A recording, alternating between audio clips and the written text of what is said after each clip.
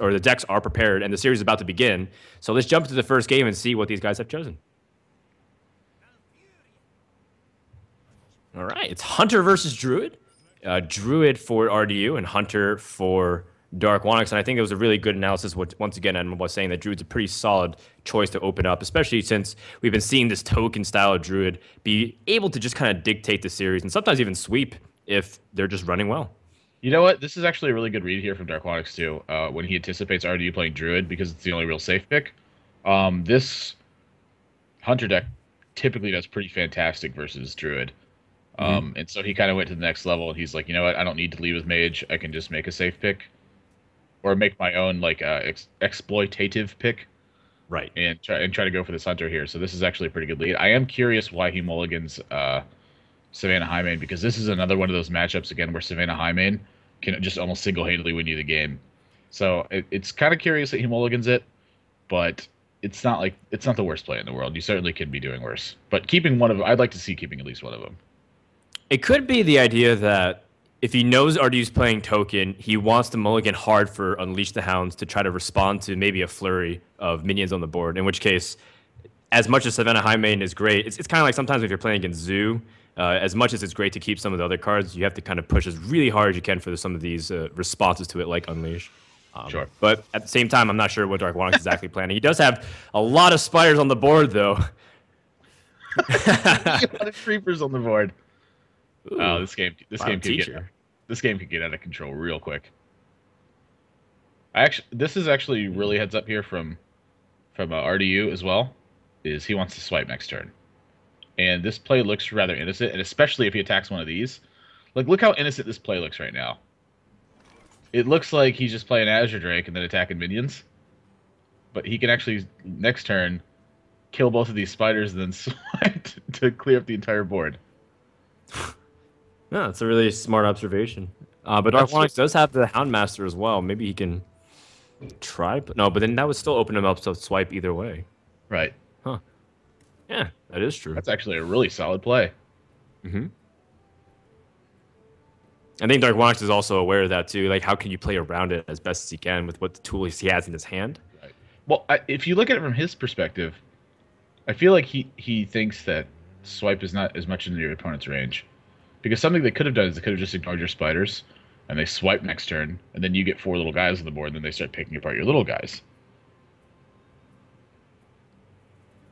But then why do you attack in? Oh, but then why do you attack into the minions then if you don't want to set up for it potentially? Right. So when he attacks into the minion, it really sends a message that he doesn't have swipe if he's thinking about it that deeply. And if there's anyone who is going to think about it that deeply, I think it's Darkwonyx. I think he's the kind of person who will. Starving Buzzard is so tempting because you have the ability to combo, but Harden's Mark gets rid of the Azure Drake immediately. I think you take Buzzard here. You just accept the fact that you're going to take some pain and then try to clean the game up afterwards with this. I mean, this is your main combo. All right. Well, he's going to go for the Freezing Trap play and see what he can push out from there. I think this is his best option as well. This really puts kind of hurt on RDU because that spider is going to deal a lot of effective damage to his board, and now that spider's basically never getting cast again for the rest of the game. Well, at least unless RDU manages to run out, but he's got a lot of cards, and normally the Token Druid is trying to flood the board early, but because of the things like the Azure Drakes, be able to actually keep up the sustain pretty well. Deadly Shot really draw. But now he's kind of got 2 very different ways to go in this game now, though. Does he want a Deadly Shot this turn, or does he want to get Houndmaster value? And if you get Houndmaster value, like, where does it go? Like, how do you separate your damage? How do you follow up with that even?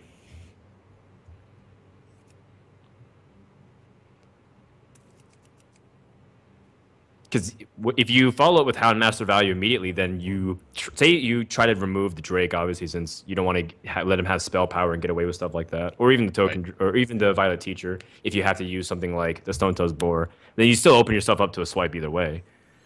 Yeah, I don't. At this point, he really just doesn't have any way to. Oh my gosh! Gets the Azure Drake. Yeah, he's gonna be dumbing for a bit. He actually kind of needs RDU to play some more minions. It's actually conveniently nice too, because if there's tokens being summoned buy some of these spells, then at the same time, he's able to use the Buzzard Unleash for even higher value. And he even has a Stone Touch board, so that's like the 6th mana that he can spend. Well, sir. This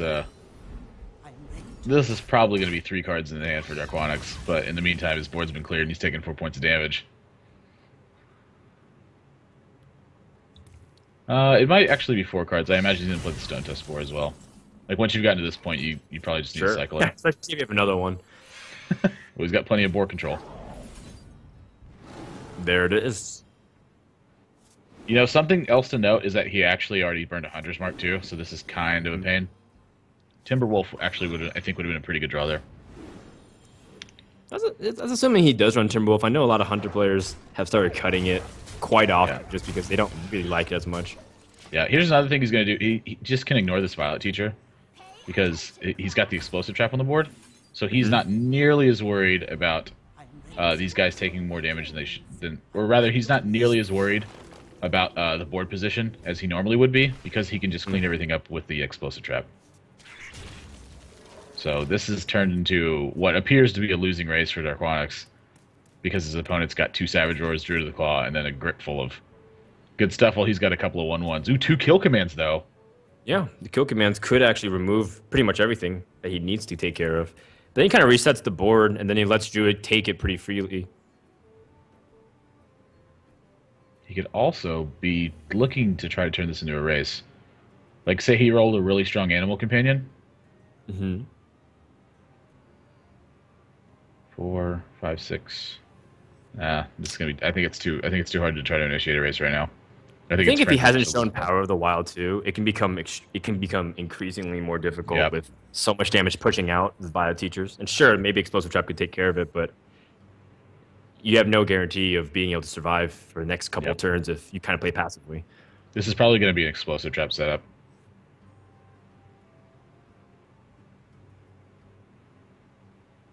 You know, Houndmaster is actually one of those things that you can also, if you have the Stone Touch board, for example, it's that one last line of defense. If you're at something like 13, 14 health, you drop it in final combination, just stall out the opponent from being able to do a Savage or Force Nature combo. So Darkwonyx also in the back of his mind also might be thinking of keeping it and not necessarily dropping it for immediate trade-up value. Ooh, he gets a Misha. Is he going to trade away these tokens here? I have to imagine so. Oh. Whoa! Whoa! That was a sort of glitch. Yeah, that's that one makes you a little bit uncomfortable when you're going in the last 3 seconds of your turn, and it's pretty important to attack it. Wow, Ancient Allure. Well, how on earth does he even begin to divide this hand up? He's just got everything he's got all of his options available. He can only use one of them. This is one of those spots where it's like, you're playing Druid, and you're like, why do I have 37 mana worth of stuff in my hand? Well, he's hovering over in the Druid of the Claw.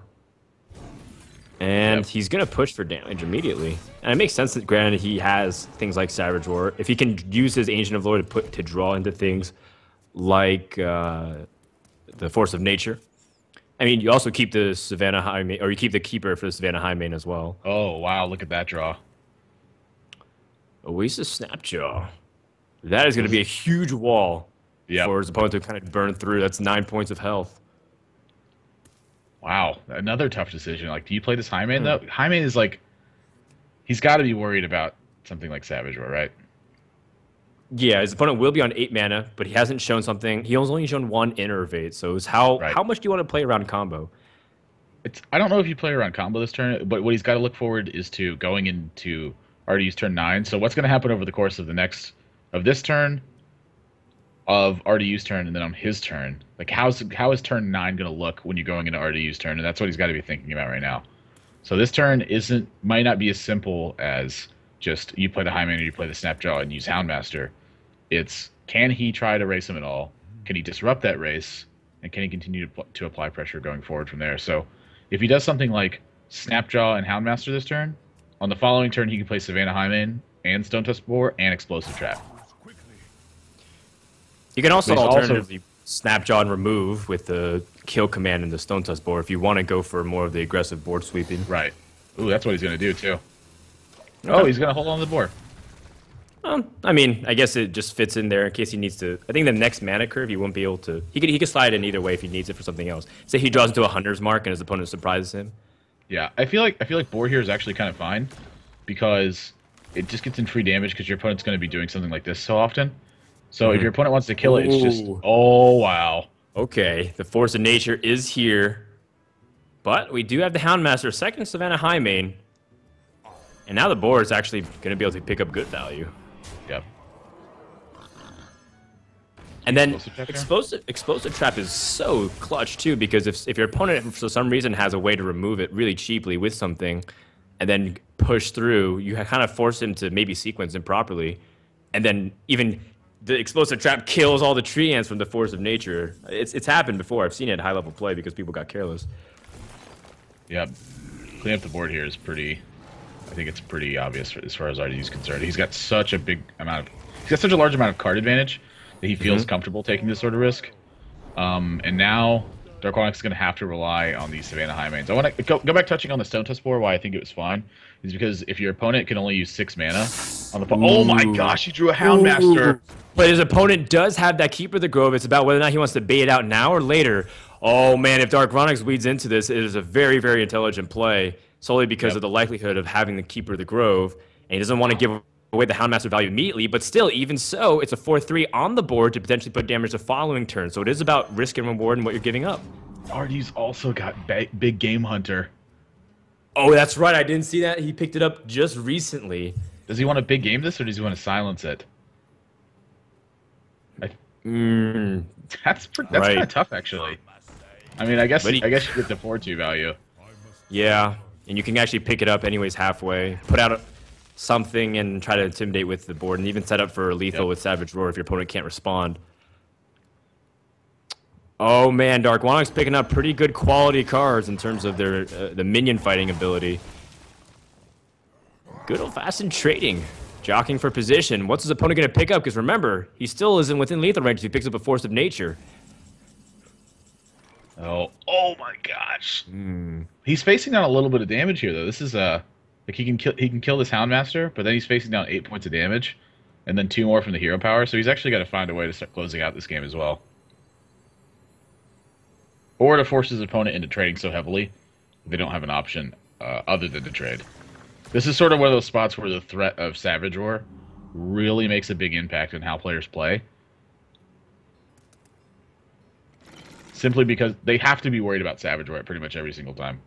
Yeah, I think so. But also there comes to a limit where, especially if you're Darkwonyx, where you're top decking every time he picks up a Starving Buzzard. That is really big because now he can trade and he can draw cards. Draw 2 cards off that, see what he gets. And unleash the hounds as well.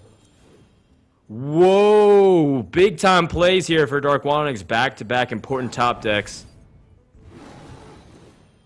And with that Eaglehorn board, he can get a full clear. Maybe he can get something off the Animal Companion. If he gets a Misha, he can completely stall his opponent no matter what happens. Oh, he has the Misha, so the opponent even top decks a Force of Nature. That means he won't be able to burst through. Oh my gosh, this game has taken a huge swing. Woo. Wasn't this board almost clear like a tournament ago? Well, he had a turtle. Yeah. He had a Savannah High main. You know, he's doing all right. But that Savannah High main, that is just a huge draw. Look at how many cards he's put on the board when he had one card at the start of the turn from his card draw. Pretty ridiculous. I think you hero power here, pretty much all day. I don't know what card you have to be worried about. Left, let's see, 8, 13. So next turn he would have 15. He's thinking about what happens because the opponent has a combo. That's what he's thinking about right now. So he may conclude that freezing trap's better, but I like this because this is gonna. I think this threatens lethal. 4, 5, 6, 7, 9, 10, 11. I think 12. So with the Eaglehorn bow, assuming your opponent can't just swipe or something in response. If your opponent Argent Squire. And in an ironic way, because he had that battle cry thing, he had to kind of kill his Weblord before he plays his Azure Drake. Oh my gosh, RDU needs the hero power, right? I think so. He does. Oh my! He's not going to go for it. He's trying to develop as much of the board as possible, which means this should be Darkwonyx's final turn to end the game. 8, 9, 13, 16, 18. Yep, it's exactly 18 damage. And if he wasn't sure enough, he could also flare to maybe dig through, but he only has 3 cards left, so I don't really think he needs anything else. Is he not counting it? Wait. 4, oh 8. No. Oh wait. Whoa. Oh, is he going for a BM finish? No way. He's going for a really safe play. He missed lethal. Wait. He still might have it. Doesn't he? He's got 8, 12, 15. Yeah, he got exactly. Damage. Wait, no. He missed lethal. No. Darkwonyx. Oh my God. Hunter's Mark blinded him. He could still win. Oh, and they got another flare. What's his I think he realizes it. He realizes it. He still can flare for another opportunity to potentially go for a damage-winning draw, but I guess he doesn't have anything else. Oh, man. What a disaster. That's brutal. But I think he's still okay, even if his opponent draws into Force of Nature Savage Roar. I think so. But he's going to go for the ultimate super safe play. Now, granted, RDU is not out of the woods just yet, but Darkwonyx has given him a sliver of hope. Wow. Oh, and that hope is not redeemed. That's not what he needed. That's going to do it. Darkwonyx, by the way, only has 1 card left in his deck. Woo. So that is the reason he didn't flare his 3 afterwards. Really cool stuff. Cool stuff. Yep. I think game number 2 is ready, Nathan, so let's jump into it and go into the mulligans and find out what's going to happen. Darkwonyx looked like he might have been in trouble in terms of getting gassed out. Oh, wait, it's a Zoo deck. We haven't even seen this from RDU yet, have we? We just assumed it was Handlock because in his most recent tournament, he's been playing Handlock. Yep. Because it's always his Warlock that's been banned, right? He's been playing Miracle Rogue in this series. Right. I'll tell you what happened too.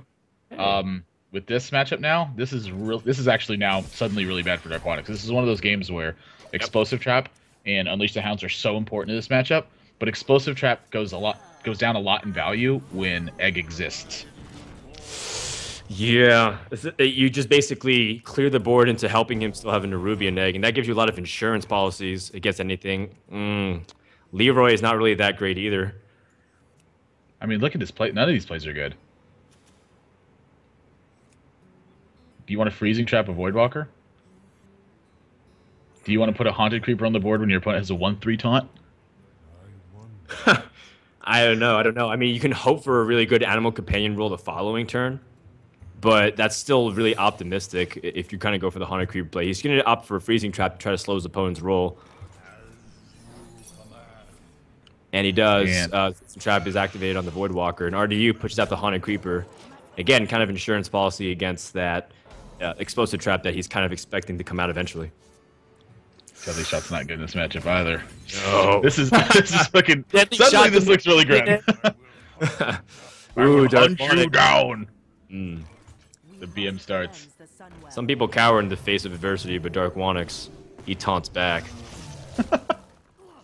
Well, RDU could have discarded the Voidwalker, which would have been nice relative to its mana cost, but he loses the Direwolf Alpha instead.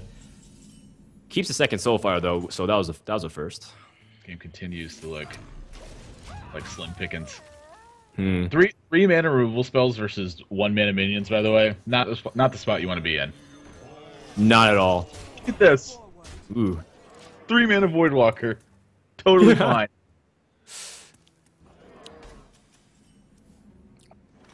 All right. Buzzard does bring back one of the cards that he needs to maybe even pull back. But even then, it's still pretty late and there's no guarantee. Deadly Shot needs to hit something really important like the Shattered Sun. Oh, man, that is pretty bad. That is really bad news for Darkwonyx. That is the worst target. Whoa. Oh, an Iron Beak Owl. No, that is one of his ways to kind of climb back. Maybe if he picks up something like a Hound Master, but he's going to have to efficiently remove it anyways. I like RDU's play here, too. When he uses his 2 tokens, he's hedging his bets against Unleash the Hounds. It's probably the most efficient way for him to clear his own board. Well, he's staring at 7 damage, so his opponent still has to reach for 6. So he's going to slam down this high main, but it's looking like this might be the end of the road for the Hunter, Darkwonyx. But I think the Hunter's already done his job lifting. Oh, that's lethal. It's a 6 point of damage. Yep, and that's going to be game 2 to RDU, just like that. And this is one of the reasons why this Hunter deck does not do well versus Zoo. It just has no real tools. to deal with the onslaught of early minions that this deck presents. You know, it's entirely In the top 16 finalists means $2,000. So this is essentially a $2,000 win for whatever gets his best of 5 in their advantage. And now Darkwonyx will open up with a mage, and he does have a mana worm to start things off, which is a pretty important card to kind of relieve some of the pressure. You got to force your opponent to have a soulfire, or else his mana worm could kind of relieve a lot of the early pressure. Yeah, but he's also got coin to go with it too. Nice. So that is a potential 3-power mana worm. I don't know how I feel about keeping an ice block here. I know it's really important, but how much more important is it to be finding sort of your removal spells early on and making sure that the game doesn't snowball out of control? Because you do eventually need an ice block, I think.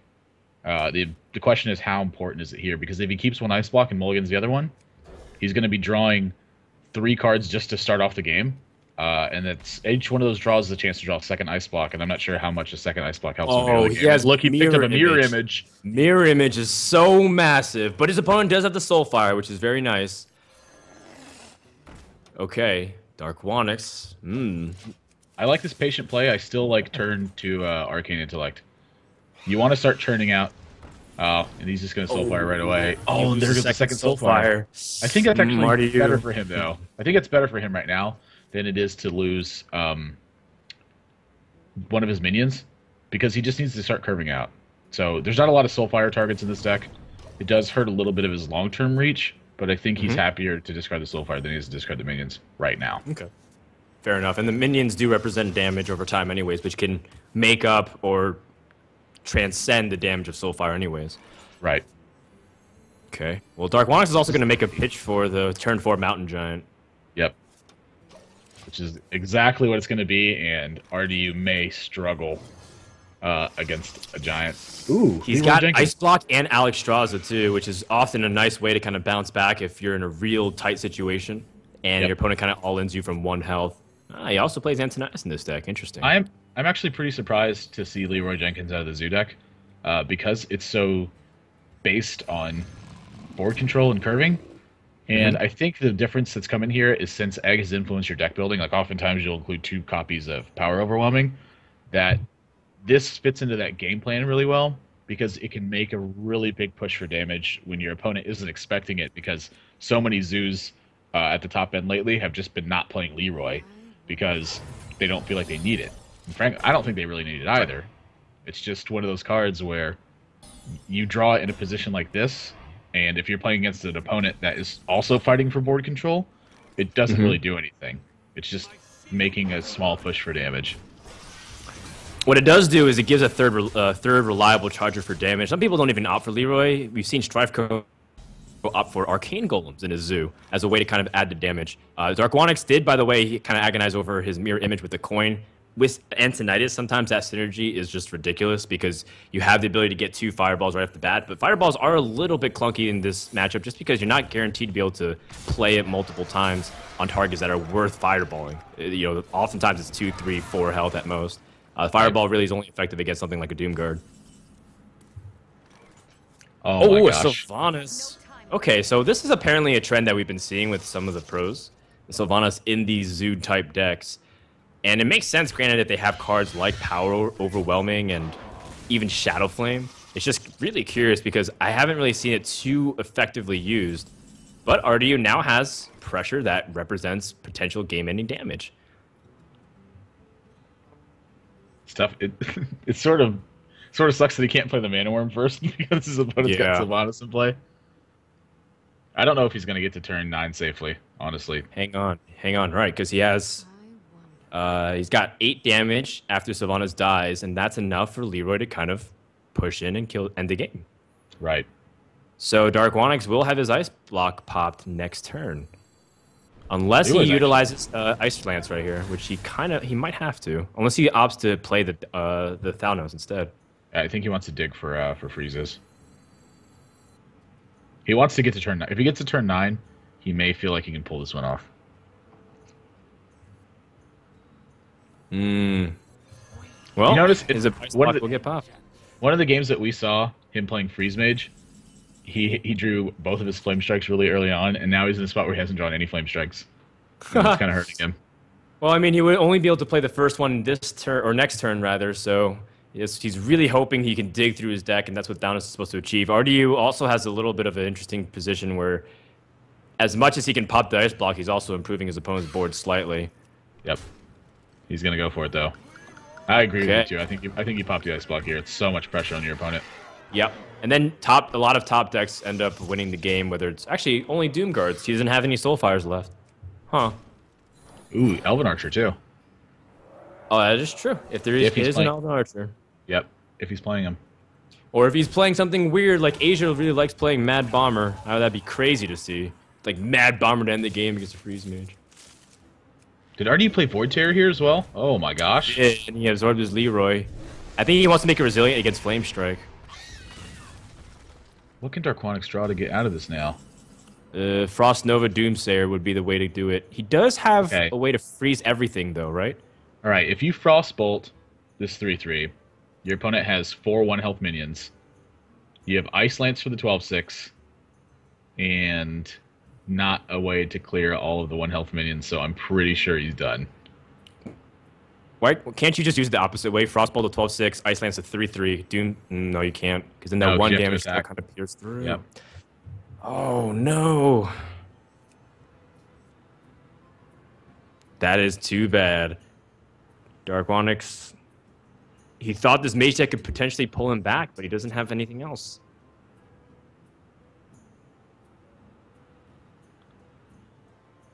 Step one has got to be Frostbolt, and I don't think that's the Frostbolt target. Yeah, unfortunately, this 1 health, this 1 attack minion, the Spectral Spider is going to be the MVP that crawls through. He's trying to attack it. Maybe the game's glitched. No. I mean, the spot's frozen. The spot's frozen. How is he still taunting me? Wow, so Freeze Mage once again jumps up too offensively for this tournament. They've taken it very seriously since Nax Rams has come out, and RDU, everyone knows he's a practice machine, but Darkwonyx has also been putting in the time and effort. Let's find out if he can climb back, as he is down 1-2, and it's going to be really tough. He's going to be fighting Zoo. He's going to be fighting Zoo that's on the coin with a hand that looks pretty damn good. This is one of those really good hands for Zoo, where it's just like, oh my gosh, do I even mulligan anything? Because your hand's so powerful. And then you have options too. It's sort of, this is where sequencing matters so much, is because he doesn't want to make a mistake and do something like run a Knife Juggler out too early. Like a turn 1 coin Knife Juggler is oftentimes, I think, just worse than Flame Imp and Voidwalker here. Simply because it's just less represented damage on the board.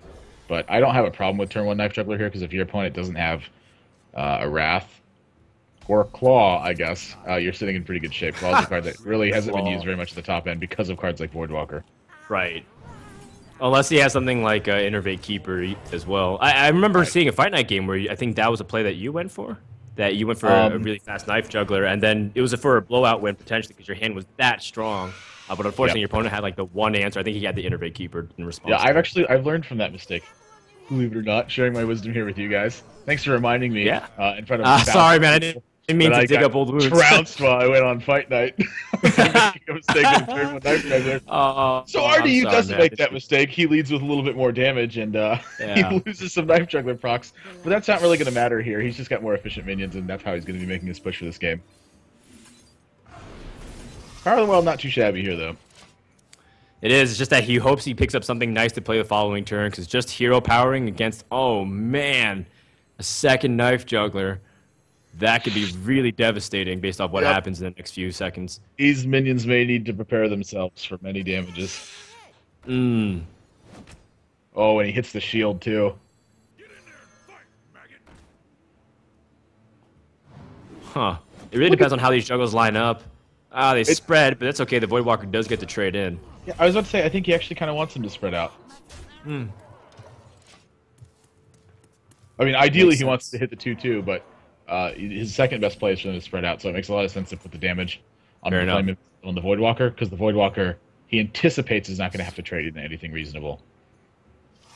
Well, he did pick up something to play on turn 4, which is very nice. If he just hero power passed, I think that would have been just almost game ending if his opponent picked up something good in response. A Void Terror with the Nerubian Egg and with the Sylvanas, which is also another synergistic thing about this deck, right? You have the ability to use the Void Terror on the Sylvanas, put out an 8/8 at least, and then maybe mind control one of your opponent's units.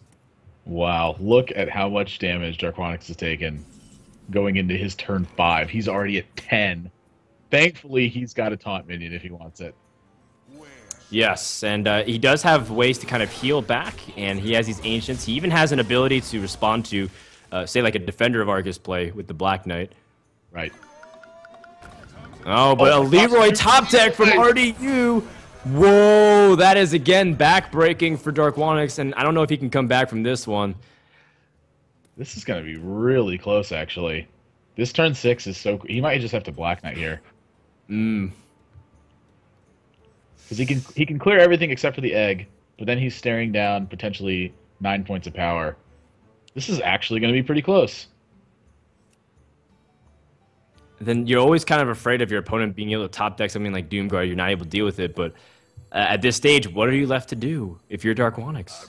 He doesn't have any of his removal spells to kind of keep putting out tokens. Like Violet Teacher would have been excellent against Zoo if you're able to keep building up tokens with things like your Wraths, your Swipes, your Power of the Wilds. Is he going to clear everything but the Nerubian egg? Like, does he use 2 whelps on the Flame Imp and then use his face in the Violet Teacher into the Argent Square? I don't know, man. That puts you at 5 health, right? And then you're just dead to a Doomguard. No, you use the 2 whelps on the Flame Imp. You use your face on the Oh. Yeah. Sorry. Misheard you. Then you put yourself at 7 health. Yep. He's got 2 Ancient Allures in his hand, though, so this board could start turning around.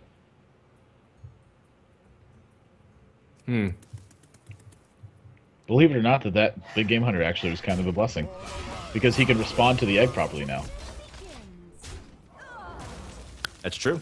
Forgot about that. The issue is responding to the Voidwalker or potentially the Sylvanas. Huh. Ooh.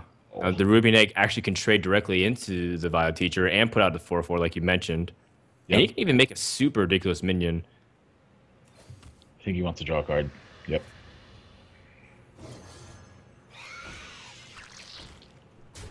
All right, so not quite out of it yet, but really skating on thin ice. He's facing down 4 points of damage, and he can go up to as much as 12, but it doesn't feel very comfortable. Innervate, not a strong draw at the moment, but could be a difference maker in this game. Unfortunately, Darkwonyx is forced to heal right now. He can't draw cards. There's way too much risk associated with drawing right now. Completely agree. There's no other trade other than the Rubian if you trade it into the... I mean, I guess at the same time, the Direwolf Alpha represents a 4/2 minion because of the damage it can do spread out. You take out the Rubian, but at the same time, you take out the Rubian. Yeah. Yeah, the health makes all the difference in the world there. Well, this is where the Sylvanas is just such a weird curveball, but at the same time, it's been played so much at the highest level, you kind of aren't surprised at the same time. And look at this. This Innervate may actually matter a lot now. Yeah, because you do have that 9 mana to play this turn with the Wrath. You know what else? Okay, can Darkwonyx actually do this? If RDU draws something like Defender of Argus, it could come back to haunt him. This is actually kind of a tough spot, because now I think there's a lot of merit to drawing 2 cards, believe it or not.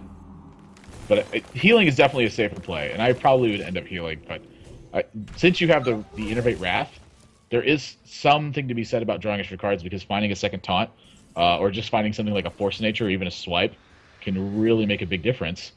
And more minions are going to come onto the board. I don't think you play this Voidwalker.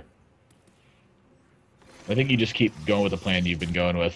Oh, and this is... Oh, wow, he's going to flood board.